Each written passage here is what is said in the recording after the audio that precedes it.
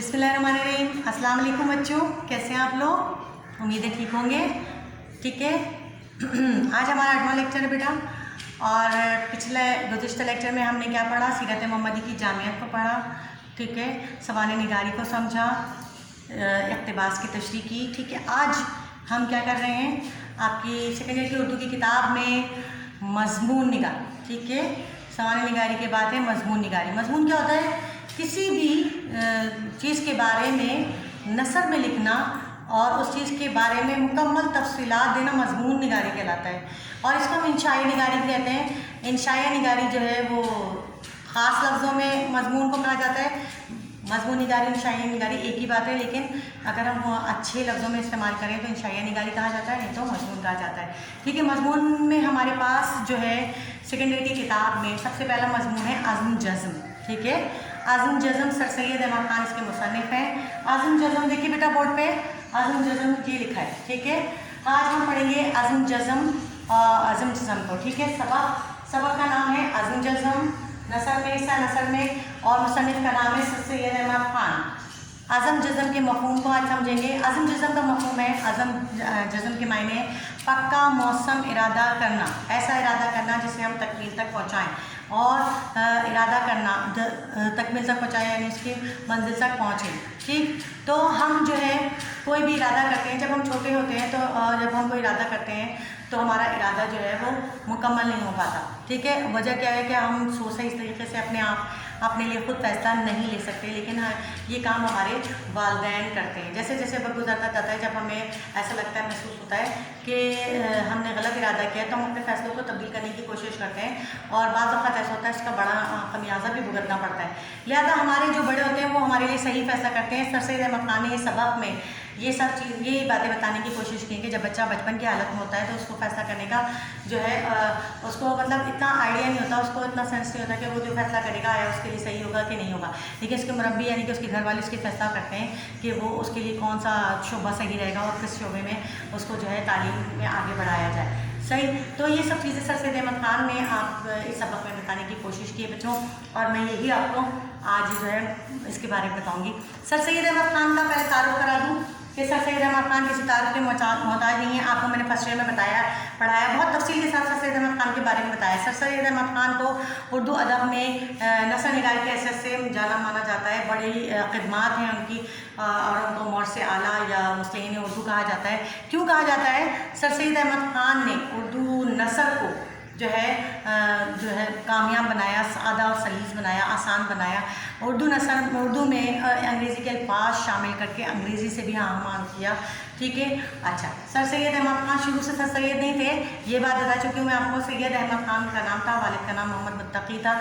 ठीक है, इब्तिदाई तालीम जो है घर में हासिल की, उर्दू, फ़ारसी, मंतक़, फ़लसफ़ा और इन सब की जो है उसमें जो है घर सीखा, तसव्वुफ़ का इल्म हासिल किया।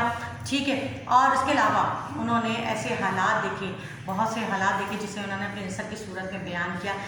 जो है इब्तिदाई तालीम उनके घर में ही उन्होंने हासिल की, और जब वो जो है तालीम हासिल करते हुए जो है उन्होंने जज के ओहदे पे भी काम किया।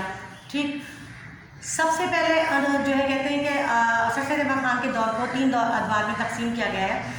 हाल ही में उनके नसरी दौर को 3 अदवार में तकसीम किया है। पहला दौर 1857 का दौर है, जब जो है हंगामे थे और अंग्रेज़ों ने हिंदुस्तान का कब्ज़ा किया हुआ था, और जब उसमें उन्होंने जो है अंग्रेज़ों की जान बचाई थी, तो अंग्रेज़ों ने उन्हें सर का खिताब दिया था। ठीक है, और फिर दूसरा दौर जो होता है वो उस दूसरे दौर में सर सैयद अहमद खान जो है इंग्लैंड चले गए थे, और जो है इंग्लैंड से जब वापस 69 तक का दौर था वो 1857 के बाद। फिर वो जब वहाँ से इंग्लैंड चले गए थे, वहाँ पर उन्होंने अंग्रेज़ों के तरफ से तालीम का माहौल मुशाहिदा किया। कैम्ब्रिज यूनिवर्सिटी के निज़ाम तालीम से इतने मुतासिर हुए कि उन्होंने यहाँ पर आकर उस तर्ज की यूनिवर्सिटी और अलीगढ़ कॉलेज और यूनिवर्सिटी खोला। ठीक है, और स्पेक्टेटर और टैटलर के लिखने से बहुत मुतासिर थे। यहाँ पर आकर उन्होंने जो है तहज़ीबुल अख़लाक़ रिसाला जारी किया। फिर इसका तीसरा दौर जो है वो उस दौर में उन्होंने जो है मुसलमानों को जदीद तालीम से आरास्ता करने की कोशिश की। वो दौर था 1870 के बाद से उनकी वफ़ात तक का। उन्होंने कोशिश की कि मुसलमान भी अंग्रेज़ी तर्ज़ तालीम को अपना सकें और जदीद तालीम से आरास्ता हों, और उस दौर की जो सालिम के असबाब बगावत हिंद वगैरह जो है कन्वर सरकशी सब शामिल है। ठीक है, तो वो उन्होंने ऑक्सफोर्ड की निज़ाम तालीम को मद्देनज़र रखते हुए अलीगढ़ स्कूल कायम किया, मुस्लिम अलीगढ़ यूनिवर्सिटी के नाम से जो आज भी मशहूर है। ठीक है, कौम के अजीम मुसल्ला मुदब्बिर समाजी खिदमतगार, उर्दू अदब के मेमार चोटी के नसर निगार और उर्दू के मोर से आला शफीक उस्ताद मुहक़्क़िक़ और मुफस्सिर थे। ठीक है, ये था सर सैयद अहमद ख़ान का मुख्तसर सा तारुफ़। अब बच्चों मैं शॉर्ट लेक्चर देने का है कहा गया है, क्योंकि मेरा लेक्चर थोड़ा बड़ा हो गया था तो वो लोड नहीं हो रहा था, इसलिए मैं जल्दी जल्दी आपको मुख्तसरन बताऊंगी।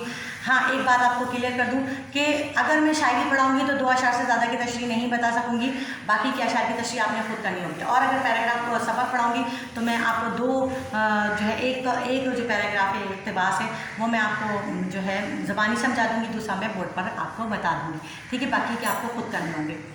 ठीक, अब आप देखिए किताब निकालिए, मैं आपको एक जो है शेर की वो इक़्तिबास की तशरीह मैं आपको बता रही हूँ। ठीक है, वो आपने करना है जो है इसमें अज़म जज़म चैप्टर निकालिए। अज़म जज़म 104 सफ़ा नंबर। इसका देखिए पहला पैराग्राफ नीचे की 4 लाइनें। बच्चा जब इंसान बचपन की हालत में होता है तो इस अमर अजीब का फैसला खुद करने के लायक नहीं होता, और इसके मुरब्बियों का फ़र्ज़ है कि खुद इसके लिए फ़ैसला करें। जब वो खुद इस अमर के फैसले के लायक हो तो उसको इख्तियार के ख्वाहिश उसके फैसले को बहाल रखे या चाहे तो मनसूख कर दे। ठीक है, इसमें सर सैयद अहमद ख़ान ने इस पैराग्राफ में बताने की कोशिश की है। सबसे पहले तो हमें जो है सर सैयद अहमद ख़ान का तारुफ़ हमने कर लिया। हवाले सबक में हमें लिखना है कि सर सैयद अहमद ख़ान का ये इबारत मंदरजा झैल इबारत सर सैयद अहमद ख़ान के सबक अज़म जज़म से ली गई है, और इसमें उन्होंने बताया है कि इंसान जब भी कोई इरादा करता है तो उसे पूरा करने के लिए उसे क्या क्या जो है मराहिल से गुजरना पड़ता है, और जब वो पक्का इरादा कर लेता है तो उसको मंजिल पाने के लिए क्या क्या कोशिशें करनी पड़ती हैं। इस इरादे की निस्बत से उन्होंने इस सबक में बताया गया है। आप छोटी सी 4 लाइनों में अगर इस सबक का हवाला दे देंगे अपने लफ्ज़ों में, जैसे कि मैंने आपको बताया। ठीक है, बिल्कुल इसी तरह फिर आपने मुसन्निफ़ का हवाला देना है कि दर्ज इबारत के सबक का नाम अज़म जज़म है, जिसके मुसन्निफ़ का नाम सर सैयद अहमद ख़ान है, और सर सैयद अहमद ख़ान के बारे में जैसे कि मैंने अभी मुख्तसरन तारीफ़ बताया 4 लाइनें आपने लिख ली।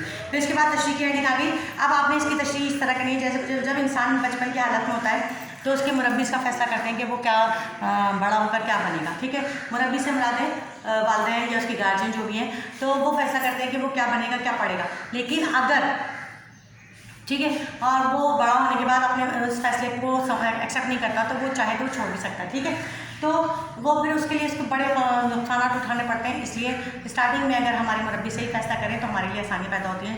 ठीक है, अब देखिए दूसरा पैराग्राफ देखिए। दूसरे पैराग्राफ में कहा है तमाम सिविलाइज्ड 4 लाइनें के छोड़ के नीचे पैराग्राफ है। तमाम सिविलाइज्ड मुल्कों में एक आम रिवाज है कि जब बच्चा तालीम पाने की उम्र को पहुँचता है तो उसकी मुरब्बी इस अमल का फैसला करते हैं कि इस फैसले के मुताबिक इसकी तालीम तरबियत का बंदोबस्त करते हैं। मगर अफसोस कि हमारे मुल्क में बिलतखसीस हमारे कौम के बुजुर्गों को इस बात का वो अपनी कि औलाद के लिए हमारे अजीम शान फैसला की तदबीर करें कुछ भी ख्याल नहीं। पता है क्या होता है हमारे क्या होता है हमारी तहजीब में ये है कि अगर हमारे बच्चे कोई फैसला करते हैं तो हमारे वालिदैन चाहते हैं कि जो हम हैं वो ही हमारे बच्चे बने, जबकि मौजूद ममालिक में ऐसा नहीं होता। वो बच्चे का रुझान देखते हैं, उसकी दिलचस्पी देखते हैं, फिर फैसला करते हैं कि क्या करना है क्या नहीं करता।